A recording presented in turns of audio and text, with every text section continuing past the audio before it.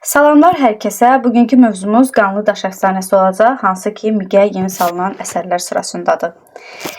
Deməli, yenə Şirvanın qanlı qadalığı günləri başlanmışdı. Yağı ölkəyə hücuma keçmişdi. Onlar yavaş-yavaş Şamaxıya yaxınlaşırdılar.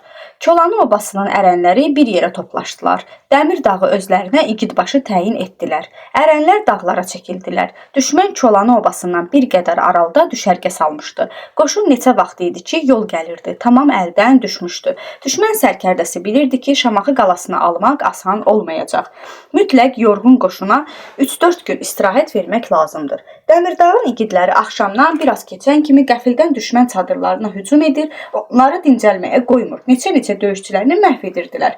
Dəmirdağ el arasında təkcə gücü ilə deyil, düzdüyü bayatılarla da ad çıxarmışdı. Kolanı elim mənim, arxamda selim mənim, dirikən qibləgahım, ölərsən corum mənim. Dəmirdağla elin ağıllı kamalı gözəl olan sona əhd-peyman bağlamışdılar. Yazın sonu yayın əvvəlində istəklərinə qovuşacaqdılar. Görüş yerləri də cüyürlü meşənin tən ortasında sıldırım qayanın ətəyindəki çapıq daşın yanı idi. İlk əhd-peymanlarının şahidi bir çapıq daş, bir də lalələr olmuşdu.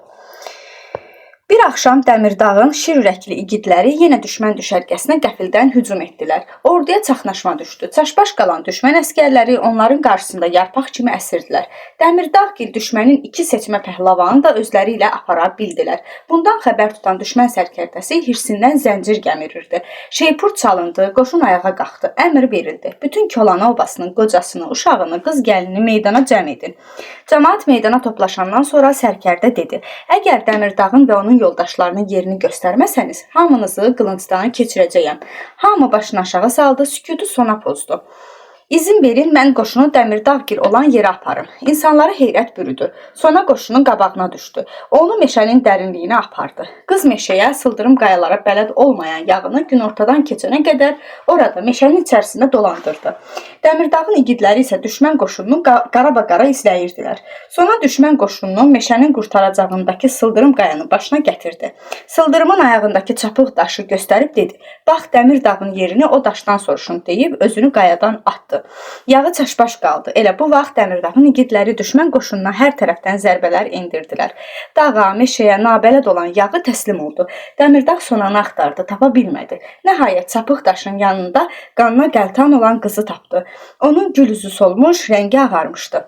Dəmirdağ sonanı lalələrin arasından qaldırdı. Artıq gec idi. Sona bircə dəfə kirpiklərini qaldırıb gülümsədi. Dəmirdağın fəryadından dağlarda səda qopdu. Lalələr titrədi, daşlar insan kimi inildədi.